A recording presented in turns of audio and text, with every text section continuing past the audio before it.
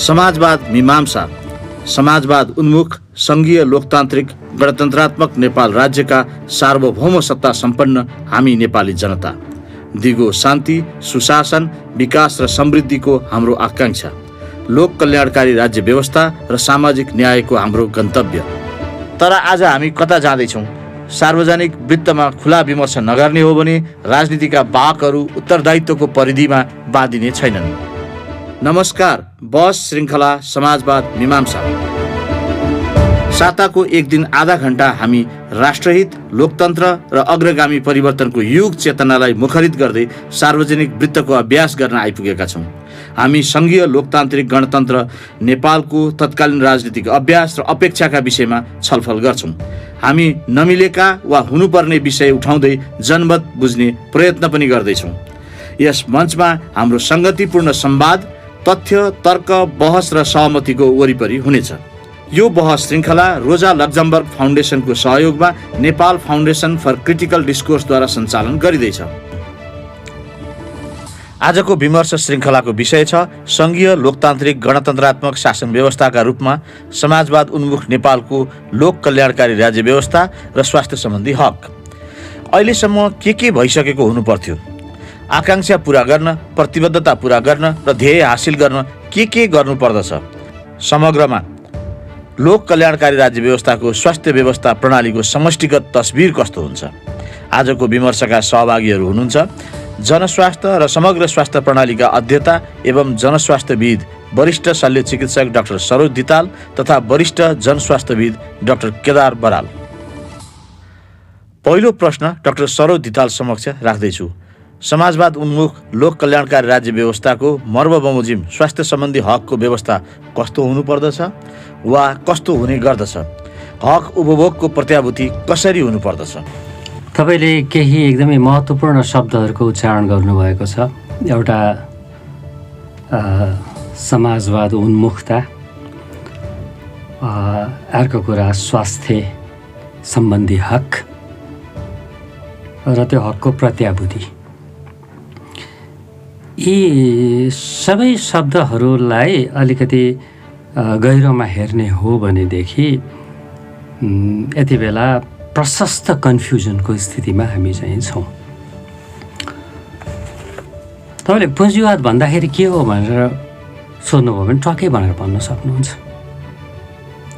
पुँजीवादी अर्थ प्रणालीभित्र विभिन्न खालका राजनीतिक व्यवस्थाहरू हुन सक्छन्। कुनै लोकतान्त्रिक हुन्छन्, कुनै अधिनायकवादी हुन्छन्। तर पुँजीवाद भनेको के भनेर भन्दाखेरि तपाईँ स्पष्ट रूपमा भन्न सक्नुहुन्छ।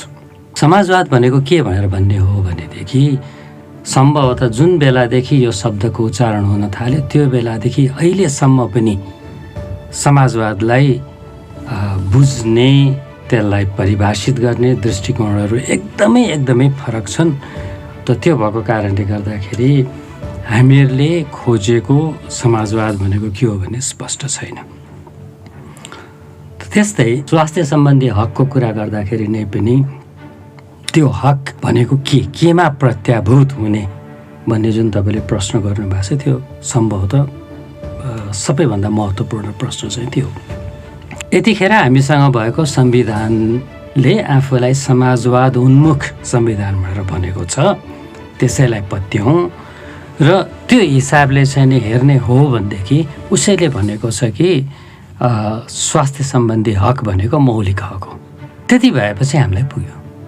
मौलिक हक छ कुनै कुरा माथि, कुनै पनि सुविधा माथि, कुनै पनि वस्तु नै माथि भनेर भन्नुहोस्, कुनै पनि अवस्था परिस्थिति माथि मौलिक हक छ। त्यो हाम्रो मौलिक हक हो भनेर भनिसके पछाडि त्यो त विनिमयको वस्तु हुनु हुँदैन नै। यदि त्यो किन्नुपर्छ भनेदेखि त्यो प्राप्त गर्नको लागि एउटा निश्चित मात्रामा शक्ति प्राप्त गर्नुपर्छ भनेदेखि, त्यसका निम्ति सत्तामा पुग्नुपर्छ भनेदेखि, त्यसको लागि एक किसिमको एउटा सामाजिक स्थान बनाउनुपर्छ कुनै चिज प्राप्त गर्नको निम्ति भने त्यो त मौलिक हक हुँदै नै भएन। त्यसको प्रत्याभूति हुनको लागि सबैभन्दा पहिलो शर्त के हो भनेदेखि मसँग पैसा भए पनि नभए पनि त्यो मेरो स्वास्थ्य सम्बन्धी हक मैले किनेर प्राप्त गर्ने कुरा चाहिँ हुनु हुँदैन।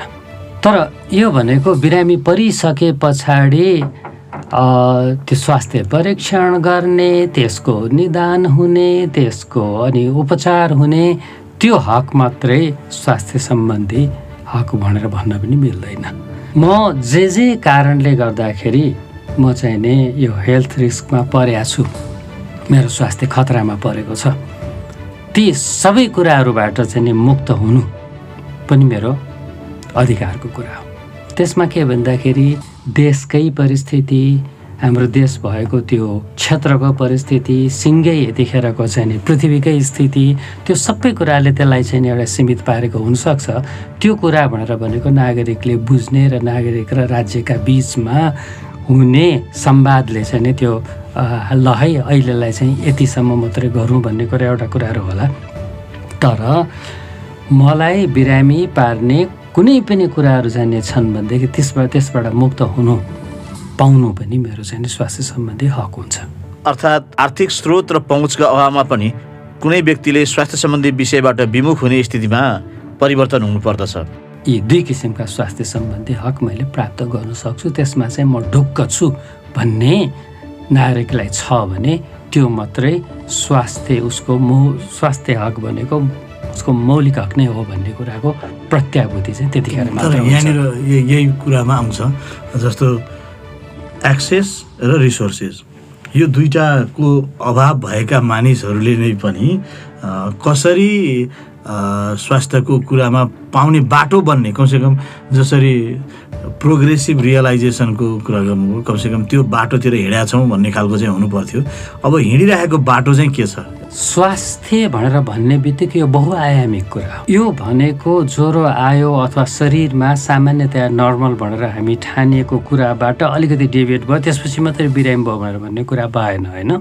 स्वास्थ्य भनेको बहुआयामिक कुरा हो। यसलाई नितान्त यो जैविक होइन, जीववैज्ञानिक भनौँ न, बायोलोजिकल र मेडिकल हिसाबले मात्रै, चिकित्सा विज्ञान र जीव विज्ञानको आँखाले मात्रै हेर्ने र स्वास्थ्यलाई अत्यन्त सङ्कुचित पार्दाखेरि चाहिँ नै आउने चिज हो यो, होइन। अनफर्चुनेटली के छ भन्दाखेरि हामीहरू सबै त्यस किसिमको सोचका दास बनेका छौँ अहिले।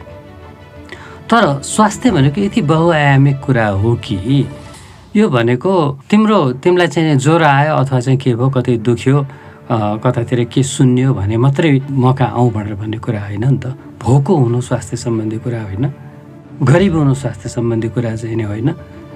यदि गरिबीले, अब एउटा कुरा तपाईँलाई त्यो धेरै पुरानै कुरा भइसक्यो, यो कुनै पनि देशमा रिलेटिभली मान्छेहरू अलिकति गरिब नै छन् तर सबै बराबरै छ उनीहरूको स्थिति। धनी र गरिबको बिचमा धेरै ठुलो खाडल छैन भनेदेखि त्यो ठाउँको सामान्य जनताको स्वास्थ्यका सूचकहरू, परिसूचकहरू जस्तो हुन्छ, त्यसको तुलनामा अर्को कुनै देश छ एकदमै धनीको देश मानिन्छ, तर त्यो ठाउँमा सबभन्दा धनी र सबभन्दा गरिबको बिचको चाहिँ खाडल असाध्यै फराकिलो छ भने त्यो धनी भनिएको देशमा स्वास्थ्यका सूचकाङ्कहरू एकदम खतम हुन्छन् भनेदेखि त्यो अलिक गरिब भनेर भनिएको ठाउँमा तर उनीहरूको बिचमा चाहिँ नै धनी गरिबको बिचमा खाडल धेरै छैन भने त्यस्तो ठाउँमा स्वास्थ्यको सूचकाङ्क राम्रो हुन्छ।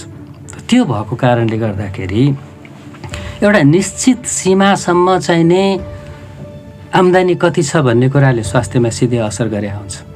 तर त्यो सीमाभन्दा पारि गयो भनेदेखि चाहिँ नै माथि गएपछि त्यो ठाउँमा धनी र गरिबको बिचको खाडल, जसलाई चाहिँ नै एउटा रिलेटिभ पोभर्टी भनेर भन्छन्, होइन, त्यो रिलेटिभ पोभर्टी चाहिँ कति चाहिँ फराकिलो छ, त्यसले स्वास्थ्यको परिसूचकहरूमा चाहिँ प्रभाव पार्छ। त्यसैले समाज कस्तो छ, त्यहाँको अर्थव्यवस्था कस्तो छ, आर्थिक समुन्नति कस्तो छ, त्यहाँ चाहिँ नि एउटा शोषण अत्याचारहरूको चाहिँ त्यो स्थिति छ कि छैन, यी सबै कुराहरू चाहिँ नि स्वास्थ्य अन्तर्गत चाहिँ नै आउँछन्। डाक्टर बराल, त्यसो भए एउटा जनस्वास्थ्यविदको हिसाबले जसरी अवलोकन गर्नु भएको छ आफ्नो वरिपरिको, सिफारिसहरू चाहिँ के हुन्छ, हुनुपर्ने के हुन्छ त, अब गर्नुपर्ने कुराहरू? म अघि भनेका दुईटा शब्दकै सन्दर्भलाई जोडेर लान्छु, प्राध्यापक धिताल सरले भन्नुभएको कुराबाट। एउटा चाहिँ समाजवाद उन्मुख र अर्को मौलिक अधिकार। यी सिद्धान्त र अवधारणागत कुराहरू र अब त्यसो भने अब यसलाई के सन्दर्भमा लियो भने चाहिँ हामीले एउटा कार्यक्रम र प्राथमिकतामा हुन्छ भन्ने कुरालाई लिनुपर्छ। अघि आएका शब्दहरू एकदमै गहन छन्, जस्तो बहुआयामिक कुरा। अब यदि हामीले अवधारणागत कुरा त्यो समुन्नत समाजको लागि मौलिक अधिकारमा राखिएको, यदि हामी जस्तो नागरिकले र हामी जस्तो कुनै विषयको विज्ञहरूले बुझ्ने हो भने, यदि त्यसरी लिने हो भने यसमा लगानी गर्ने भनेको सामाजिक सम्पत्तिको विकास गर्ने हो। यसमा अघिकै शब्दलाई म लिन्छु, यो चाहिँ कुनै वस्तु विनिमयको वस्तुको रूपमा, जसलाई हामी चाहिँ एकदम आजकलको जमानामा कमोडिटी भन्छौँ, कमोडिटीको रूपमा हामीले लियौँ भनेदेखि हामीले बाटो छोड्यौँ, अब बाटो छुट्यो।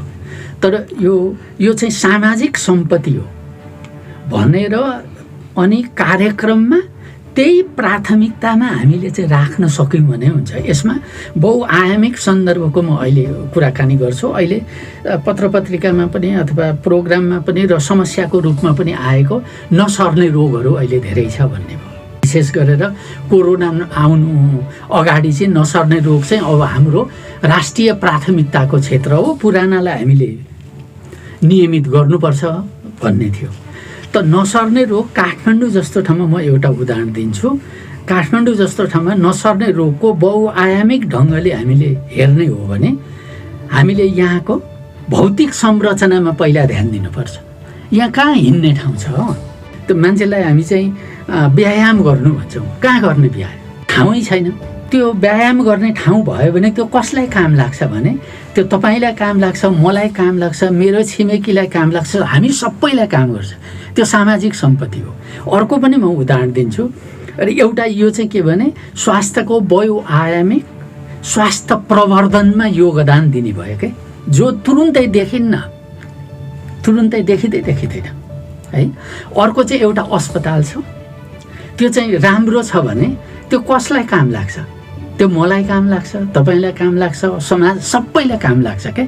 भन्दाखेरि यो के हो भन्दा यो सामाजिक सम्पत्ति हो। यो सामाजिक सम्पत्तिमा राज्यले त्यही अनुसारको प्राथमिकतामा राख्नुपर्ने हुन्छ। सामाजिक सम्पत्तिको विकास गर्न भन्नुको मतलब समुन्नत समाजको लागि सामाजिक सम्पत्तिमा विकास गर्ने हो भने त्यसको जरा कहाँ छ? जरा खोज्नु पर्यो कि हामीले जरा खोजेनौँ।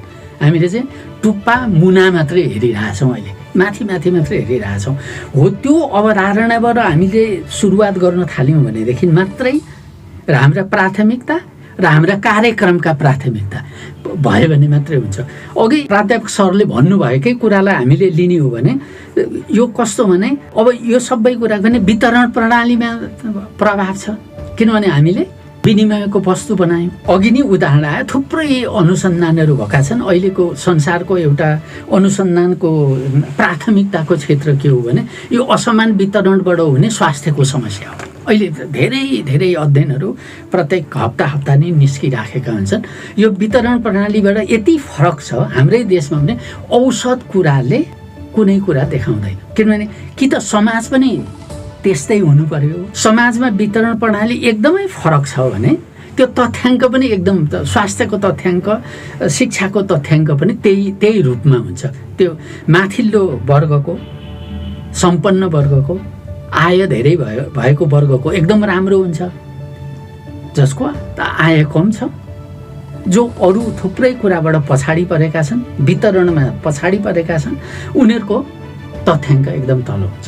त्यसरी हाम्रो देशको सन्दर्भमा हामीले प्रत्येक जिल्लाको औषध आयु हेऱ्यौँ भने कमसेकम काठमाडौँको तुलनामा कमसेकम 20 देखि 25 वर्ष फरक भएको जिल्लाहरू छ। त्यसको मतलब के भने कोही मान्छे कुनै भौगोलिक अवस्थित नेपालको संविधानभित्र, नेपालको भौगोलिक क्षेत्रभित्र कुनै त्यो भौगोलिक क्षेत्रमा जन्मिएको कारणले पनि उसको आयु कम हुने रहेछ क्या। यो सबै के त हामीले सामाजिक सम्पत्तिको विकास गर्न अवधारणाबाट हामीले कार्यक्रम बनाउन नसकेर। हाम्रो विमर्श जारी छ, तर एकैछिन दिपा सुनुवारले सङ्कलन गर्नुभएको जनमत सुनौँ। यस साता मैले काठमाडौँको कान्ति बाल अस्पताल र टिचिङ अस्पतालका परिसरमा केही व्यक्तिहरूसँग सोधेको थिएँ, तपाईँको विचारमा स्वास्थ्य सम्बन्धी हक अधिकार भनेको के होला? राम्रो उपचार हुनु पर्यो, त्यसको हक चाहियो हामीलाई। अब राम्रोसँग उपचार हुनु पर्यो, राम्रो केयर हुनु पर्यो हस्पिटलमा, होइन? त्यही होला। मौलिक हक अधिकार अन्तर्गत हामीले कमसेकम सरकारबाट निःशुल्क स्वास्थ्य सुविधाहरू पाउनु पर्यो, होइन? र त्यो चाहिँ सरल र सहज ढङ्गले पाउनु पर्यो कि अब स्वास्थ्य बिमा भनेछ, यहाँ लाइन अघि भर्खर हामी हेर्दै थियौँ, यहाँ पुरै लाइन लागेर मान्छेहरू दुःख पाइरहेछन्, होइन? त्यो कुराहरूलाई चाहिँ सरकारले सरल ढङ्गले समाधान गरिदिएदेखि चाहिँ सजिलो हुन्छ। तपाईँले त्यो सुविधाहरू पाउँथे हस्पिटलहरूलाई चाहिँ गाउँमा, अलिकति गाउँ भन्दाखेरि हरेक सहरहरूमा, अब भनौँ न सहर त अब काठमाडौँ मात्रै होइन नि, नेपाल अधिराज्यभर सबैतिर सहर। अब डक्टर भनेको हजुरको खोज्ने हो भनेदेखि काठमाडौँमा मात्रै राम्रो पाइन्छ। त्यो कुराहरूलाई चाहिँ अब सरकारले हजुरको अब यसलाई चाहिँ एड्रेस गरिदिन सक्यो भनेदेखि चाहिँ राम्रो हुन्थ्यो। नि नर्सङ्गिक अधिकार भन्छ नि, हामीले गभर्मेन्टलाई हर कर्नरबाट कर तिरेका हुन्छौँ। जस्तो म एउटा वैदेशिक रोजगार हो, मैले पासपोर्ट बनाउँदादेखि लिएर मैले इन्सुरेन्स गर्दादेखि मैले पठाएको रेमिटेन्स सुन्दा मैले तिरेको हुन्छु भने मेरो फ्यामिलीले कमसेकम अरू त केही हामीलाई आशा छैन। स्वास्थ्य सम्बन्धी त हाम्रो चाहिँ अब हुनुपर्छ भन्ने। स्वास्थ्य सम्बन्धी अब सरकारले धेरै मापदण्ड पालन गर्नुपर्ने हुन्छ, किनकि अब सबै मान्छे एउटै हुँदैनन्, कोही धनी छन्, कोही गरिब छन्, कोहीले कहाँबाट पैसा ल्याउने गाह्रो हुन्छ। सरकारले अरू भन्दा नि अब सबभन्दा बढी स्वास्थ्यमाथि सरकारले धेरै ध्यान दिनुपर्छ भन्ने मलाई लागिरहेछ। तर यो जुन स्वास्थ्यलाई विनिमयको विषय हुनु हुँदैन भनेर जुन भन्छौँ हामी, तर अहिलेको समयमा फेरि जसरी हामी अहिलेको व्यवस्था, अहिलेको प्रणाली अगाडि बढिरहेछ, यहाँनिर त छनौटको अधिकार त दिएकै छ नि, मानिसले आफूले छनौट गर्न सक्छन्। अब यतिसम्म कि कुनै स्वास्थ्य सेवा लिनु पर्यो भने 15 दिनभित्र शल्यक्रिया गर्ने कि 6 महिनामा गर्ने कि भन्ने कुराको पनि छनौट छ। त्यो छनौटको आधार चाहिँ फेरि रकम पैसा नै छ भनेर भनेको स्थितिमा हामीसँग सुविधाहरू छन्। अन्तर्राष्ट्रिय भनेर जोडिएका अस्पतालहरू पनि अब राम्रै सङ्ख्यामा छन्। तर त्यो अन्तर्राष्ट्रिय कुरो फेरि हामीहरूले थ्रेसहोल्ड हेर्ने हो भने त त्यही अघि औषधकै कुरा, फेरि नेपालमा अन्तर्राष्ट्रिय अस्पताल छ भनेर भन्यो भने फेरि धेरै मानिसका लागि त त्यो गलत पनि हुनसक्छ। यस्तो स्थितिमा खास गरी बिरामी भइसकेपछि जुन सेवा लिने अहिलेको व्यवस्था छ, त्यो सेवा लिने कुरामा चाहिँ हाम्रो संविधानले परिकल्पना गरेको अनुसार चाहिँ कस्तो हुनु पर्थ्यो? फेरि पनि अवधारणागत कुरामै जानुपर्ने हुन्छ। मुख्य कुरा चाहिँ हामीले के बुझ्नु जरुरी छ भने यी सबै कुराहरू राज्यको मूल नीतिमा भर पर्छ। मूल नीति भन्दाखेरि आर्थिक राजनीतिक अवधारणा, सिद्धान्त र नीतिमा भर पर्छ। अर्को मौलिक हक भनिसकेपछि त्यो तपाईँले चाँडो पाउने, मैले ढिलो पाउने, मसँग यो कुरा भएको हुनाले मैले चाँडो पाउने र तिमीसँग यो भएको हुनाले तिमीले ढिलो पाउने भन्ने कुरा हो र मौलिक हक भनेको। मौलिक हक भनिसकेपछि त त्यो भूमिमा, त्यो धरतीमा टेक्नेको लागि समान त्यो समय र अरू सबै अधिकार एकदमै समान छ भनेर भन्ने हो नि त। हो, यहाँनेरि हामीले त्यो राज्यले पुरा गर्नुपर्ने दायित्व केमा चाहिँ लगानी गर्ने हो त, कतिमा चाहिँ लगानी गर्ने हो। जस्तो राज्यले नेपालको सबै ठाउँमा के कुरालाई चाहिँ प्रत्याभूति दिने त। हामी चाहिँ अहिलेको आर्थिक राजनीतिक समान हिसाबले हामी प्रोग्रेसिभ पोलिसीमा मात्रै जान्छौँ र सबै ठाउँमा चाहिँ यति कुरा चाहिँ राज्यले प्रत्याभूत दिन्छ भन्ने कुराको हामीसँग कार्यक्रम छ त? छैन नि। कालीकोटमा छ त्यो? छैन नि। त्यो प्रत्याभूति दिने दिशामा जानु पर्यो। भन्नुको मतलब हो यो कुराले चाहिँ राज्यको सामाजिक सम्पत्ति बनेर आउने के हो भने वास्तवमा ज्वरो हो के। यसले के भन्छ भने यो मेरो सरकार हो भन्छ, यो मेरो राष्ट्र हो भन्छ। मतलब राष्ट्रियताको सन्दर्भ अथवा सरकारको सन्दर्भको कुराकानी गर्दाखेरि हामी खालि राजनैतिक कुरासँग मात्रै जोड्छौँ के। हामीले त्यो उसको मौलिक अधिकारलाई प्रत्याभूत दिएर जुन फिल गराउने छ नि, भित्रबाट आउने, भित्रबाट जुन एउटा भावनाको विकास आउँछ, ओतप्रोत हुन्छ नि, त्यो कुराको अनुभूति दिनलाई हामीले त्यो जरामा पुग्नै सकिरहेको छैनौँ अहिलेसम्म। एकैछिन एउटा एकदमै स्रोत र पहुँचबाट टाढा रहेको व्यक्तिलाई सम्झेर उसको समग्र उसको जीवनको जिउने अधिकारको रूपमा स्वास्थ्य वातावरणको कुरादेखि लिएर उसले बिरामी भएर भइपरि आउँदाखेरि पाउने कुराहरूसम्मको मा चाहिँ कहाँ कहाँ अड्किएको छ, के हुनु पर्थ्यो? अब म सिफारिस नै खोजेको छु यहाँनिर डाक्टर साहब। हामीले प्रयत्न गरेको देखिन्छ। जस्तो नेपालमा आमा सुरक्षा कार्यक्रम भनेर हामीले यातायातको खर्चको व्यवस्था पनि राज्यले गरेको छ। प्रयत्न नगरेको भन्न सकिन्न। तर सबभन्दा ठुलो कुरामा अवधारणागत कुरामा चाहिँ हामी अस्पष्ट छौँ भन्ने अवधारणागत कुरामा। जस्तो अहिले चाहिँ यो इन्सुरेन्सको कार्यक्रम छ राज्य व्यवस्थाको। एउटा गाउँको गरिबले पनि 3500 रुपियाँ तिर्नुपर्छ, प्राध्यापकले पनि 35 रुपियाँ तिर्नुपर्छ, नेपालको सबभन्दा धनीले पनि 35 रुपियाँ तिरेपछि बराबर लिन्छ। यो एउटा के छ, न्यायोचित वितरण प्रणालीको सिद्धान्त हो। किनभने म त त्यो गाउँको एउटा किसानको भन्दा म बढी तिर्न सक्छु हो भन्दाखेरि अवधारणागत समस्या हो भने सबभन्दा ठुलो कुरा। केही कुरा ल्याएर राम्रा कुरा नआएको भनेर भन्ने होइन, तर हामी के भन्छौँ भने एउटा झोला बनाउने भन्छौँ के, सेवाको झोला, अङ्ग्रेजीमा हामी प्याकेजिङ भन्छौँ। त्यो प्याकेज बनाउँदै हामीले अवधारणा चाहिँ अस्पष्ट भयो। हामीले प्रयत्न नगरेका होइनौँ। हाम्रो देशमा राष्ट्रिय खोप प्रणाली सबै निशुल्क छ, नेपालमा प्रसुतिको सबै कुरा निशुल्क छ। तर निशुल्क भए पनि सेवा त पुर्याइदिनु पर्यो नि, सेवा दिने ठाउँ हुनु पर्यो नि त। निशुल्कको अर्को समस्या भनेको भरपर्दो नहुने पनि हो। कहाँनिर अब समस्या हो भन्दाखेरि हामीले दिने सेवा विश्वसनीय भयो। अघि मैले कार्यक्रम भने नि, किनभने त्यो चाहिँ निशुल्क पनि छ, सबभन्दा भरपर्दो पनि छ, त्यही मैले राम्रो पाउँछु भनेर भन्यो भने हामी गइहाल्थ्यौँ नि। त्यहाँ जाँदा विश्वास नै हामीले सिर्जना गर्न सकेनौँ। हामीले एउटा कुरा भनेर मात्रै हुँदैन। जस्तो हामीले मानिलिउँ अहिले अलिकति इन्सुरेन्सकै कुराकानी गऱ्यौँ। इन्सुरेन्सबाट त सेवा दिएको यतिसम्मको पैसा फिर्ता गर्ने न हो इन्सुरेन्सले, तर सेवा कहाँ पाइन्छ त? भरपर्दो सेवा, चाहिएको बेलाको सेवा कहाँ पाइन्छ भन्दा त सेवा हुनुपर्ने 3 कुरा हुनुपर्ने जरुरी हुन्छ कि इन्सुरेन्समा। के अरे गुणस्तरीय सेवा दिने ठाउँ हुनु पर्यो नि त। त्यो रिइम्बर्समेन्ट मात्रै भएर अथवा त्यो खर्च भएको पैसा फिर्ता हुने कुरालाई लिएर अथवा यति पैसा तिर्नु पर्दैन हुने भन्ने कुरालाई लिएर मात्रै त निश्चित भएन नि त। यो व्यावहारिक मतलब जो त्यो अधिकारको उपयोग गर्छन्, नेपालको संविधानले स्वास्थ्यको अधिकारको उपयोग गर्ने हो। स्वास्थ्यमा क्लाइन्ट छैन। अब नेपालको संविधानलाई चाहिँ हामीले त्यो अवधारणागत रूपमा भनेर भन्यो भने हामी सबै अधिकार प्राप्त व्यक्ति हो। त्यो कुराको लागि हो, त्यो कुरा गर्नलाई अघि मैले जोडेको के भने कार्यक्रम प्राथमिकता हो। हामीले यो वर्ष चाहिँ यो कुराको प्रत्याभूति दिन्छौँ। 5 वर्ष भित्रमा यो संविधानलाई हामीले प्रोग्रेसिभ रियलाइजेसन भन्छौँ नि। प्रोग्रेसिभ रियलाइजेसन गर्न यो वर्ष यो वर्ष यो वर्ष यी कुराको चाहिँ प्रत्याभूति। त्यो मौलिक हक प्राप्त भएन भने के हुन्छ त? यो मौलिक हक प्राप्त भएन भने कोर्टमा जान सकिन्छ अनि उत्तरदायी को हुन्छ? किनभने मौलिक हक हनन भएपछि त्यसको पनि त हामीले अवधारणा ल्याउनु पर्छ। तर यो सबै के भने कार्यक्रम व्यवस्थित भएपछि त्यसले काम गरेन भने त्यसको उपचारको व्यवस्था हुन्छ। सैद्धान्तिक हिसाबमा संविधान एकदम ठिक छ। हामीले केही कुराहरूमा प्रयत्न गरेका छौँ, तर त्यो प्रयत्न त्यो कार्यक्रम बनाउँदाखेरि कार्यान्वयनका योजनाहरू बनाउँदाखेरि अवधारणागत रूपमा हामी अस्पष्ट छौँ। दोस्रो कुरा, हामीले स्वास्थ्यलाई बहुआयामिक हो भनेर लिन सकिराखेको छैन।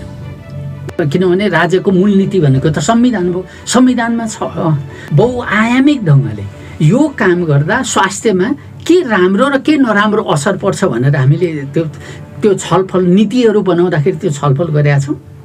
किनभने स्वास्थ्यले त देशको सबै कृषिको नीति अहिले त्यो मात्रै होइन नि, अहिले हामीले जुन यो विषादी प्रयोग गर्छौँ यसको कति समस्या छ, यसको बारेमा हामीले अध्ययनै गर्न सकिराखेका छैनौँ। त्यहाँ पनि बहुआयामिक भनेको यो विषादी प्रयोग गरेर क्यान्सरहरू जस्तो रोग भयो अरे भने त्यो अस्पतालको मात्रै कुराकानी गरेर हामीले चाहिँ त्यो एउटा स्वास्थ्य समाजको विकास गर्न सक्दैन। आजको विमर्शका सहभागी हुनुहुन्थ्यो जनस्वास्थ्य र समग्र स्वास्थ्य प्रणालीका अध्येता एवं जनस्वास्थ्यविद वरिष्ठ शल्य चिकित्सक डाक्टर सरोज दिताल तथा वरिष्ठ जनस्वास्थ्यविद डाक्टर केदार बराल। यो विमर्शलाई हामी आउँदो साता पनि जारी राख्नेछौँ। यो विमर्श श्रृङ्खला नेपाल फाउन्डेसन फर क्रिटिकल डिस्कोर्सको वेबसाइट discoursnepal.com मा पनि सुन्न सक्नुहुनेछ। समाजवाद मीमांसा विमर्श श्रृङ्खलाका बारेमा तपाईँको प्रतिक्रिया वा धारणालाई हामी fcdnepal@gmail.com मा स्वागत गर्न प्रतीक्षारत रहिरहनेछौँ। आजको विमर्शबाट कुन्दन अर्याल बिदा चाहन्छु।